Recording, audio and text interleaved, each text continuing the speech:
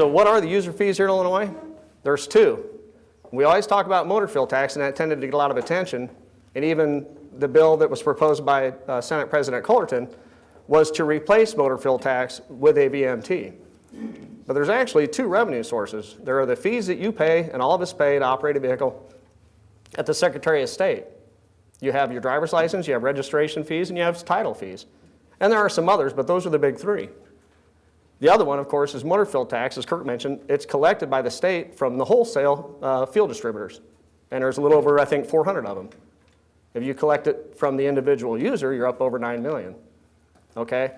That cost that the wholesale fuel distributors pay gets passed on to the pump, right? It goes to the retailers and they charge it at the pump. So ultimately, the user is paying that at the pump.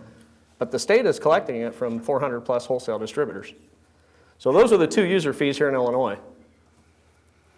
Now there's an important distinction to be made here. This is very important. First of all, what you pay at Secretary of State, I think most of us just kind of have a feeling that it's going towards roads and things of that nature.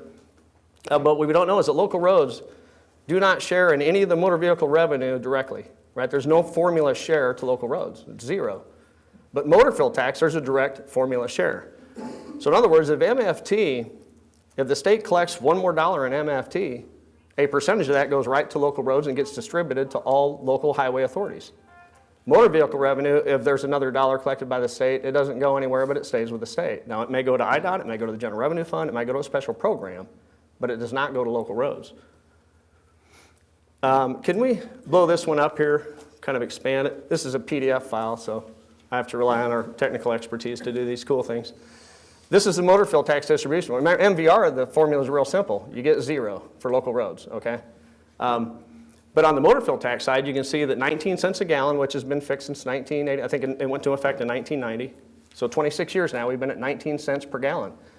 And what have we seen? We've seen skyrocketing fuel prices back in 05, 6, and 7, and then they've kind of spiked up and down since. We had a lot of volatility. Well, that's driven consumption down just a little bit. Like Kirk said, it's not dead at all, but it hasn't helped, right? It hasn't been healthy. So right now, we've declined a little bit.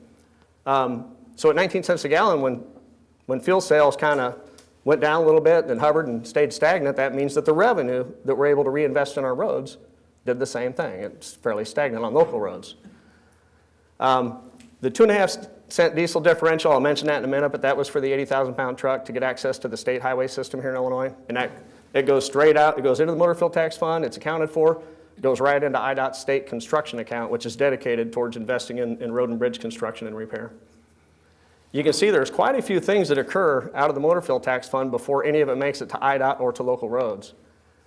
The grade crossing protection fund in particular helps out local roads. It really helps out railroads to a higher degree, generally.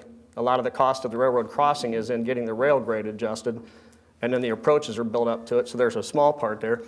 But that has been dedicated to helping local roads with those crossings. Otherwise, they'd be bearing 100% of their share of the cost. So it has been helpful. The administrative costs, the Department of Revenue back in 2009, they had a 22, 21, it kind of hovered from year to year right there for administrative fee for administering the motor fuel tax. It doubled to 44 million.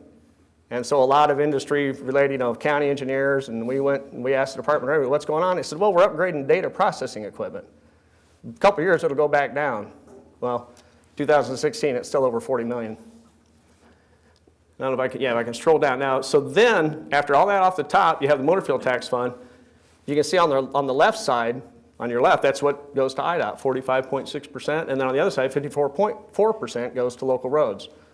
And it's shared between municipalities, counties over $1 million, which is Cook, and then counties under $1 million, which is the remaining 101 counties in the state, and then townships and road districts.